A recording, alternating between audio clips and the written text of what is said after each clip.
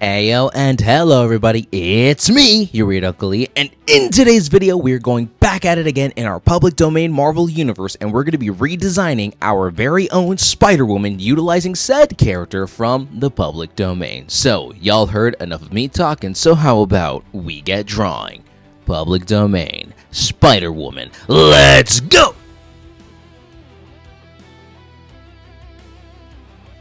So before we dive into the character of the Spider-Queen, let's actually get to know her just a little bit. Spider-Queen originated in Eagle Comics number 2 of September of 1941, originally published through Fox Features, and was created by this titular individual. I will not be trying to announcing that name because I think I'm going to butcher it. Let's actually dive into the character herself. Spider-Queen's real name is Shannon Kane, and origins goes as follows. Shannon was essentially a young chemist who became the wife of a Dr. Harry Kane, a brilliant scientist who worked for the US government. After her husband's murder, Shannon began sorting through his papers. She found a formula for a spider-like web fluid that could stick like glue and is actually strong enough to, well, swing on. Taking vengeance on her husband's killers, she became a sworn enemy of all criminals. She eventually donned on the name of the Spider Queen. Makes sense given the web fluids and stuff, but of course after some time she ends up, finding a new potential love interest in the form of Detective Mike Obel, who was interested in the young widow as well as in being interested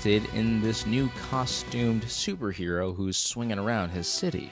And we began the designing process. So when designing this rendition of the Spider-Queen, I originally wanted to keep the idea of her having a skirt and a cape, but instead I decided to ditch the idea of the skirt and just opt out for a more full-bodied costume. Not only that, I wanted her hairstyle to actually resemble a main character from an anime that I once watched called Spider Riders. Yes, it's an actual show, and no, the spiders don't look real. If anything, it's an anime for kids of all things. But when designing the character of, well, Spider-Queen over here, I used that aspect of her hair, so her hair bangs look like fangs of a spider, as well as the headband looking like spider eyes. It worked a little too well. I want to keep the idea of the cape, so I had to give her this cape with, web-like patterns, because I think that only makes sense. Not only that, but I was also able to implement a spider logo facing downwards, and of course, using red, yellow, and white as the officialized colors for, well, this rendition of the character of the Spider Queen. What do you guys think?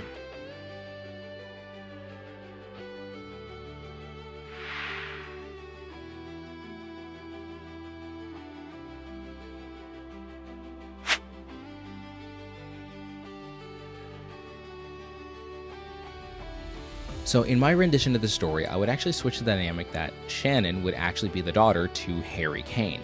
And not only that, Harry was actually a scientist working on a strange project known as Project Kingdom, essentially an entire project that was meant to take animals and just enhance them and turn them into worst or most intensively weaponized interpretations of said animals. And it turns out, one animal in particular ended up biting some random kid, and a couple months later, it turns out that there's this kid with spider powers running around in Cresposville of all places. Realizing that this was actually a result of that exact government facility that was eventually shutting down, well, let's just say the government wasn't happy, and, well, they ended up taking out Harry. Due to this, unfortunate event, Shannon decided to lay vengeance onto those who have wronged her and, her father, and now she dons on those web shooters that was designed by her father to go out and to fight crime and to make sure nobody loses a family member ever.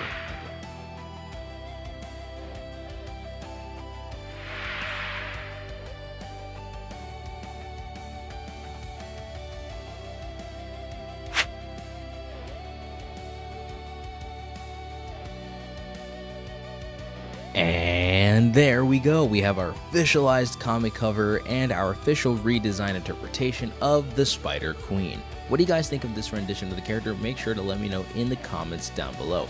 And heck, while you're down in the comments commenting your thoughts and opinions, you might as well comment the word Royal Arachnid to let me know that you made it this far into the video. I really like the way this entire comic cover came out, although I will admit this was a bit of a rush job in comparison to some other comic covers I've done before.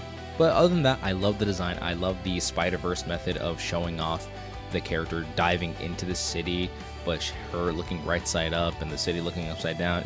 That's just a whole fun composition, and I really like the way this came out. But look, I'm going to keep gushing on forever about this entire piece, so I think it's best if I just end the video here. So to my fellow weirdos out there, make sure to follow these 3 simple rules.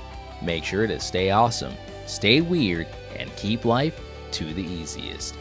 Always remember that art inspires all, but you can inspire more. And never forget to stay ultra.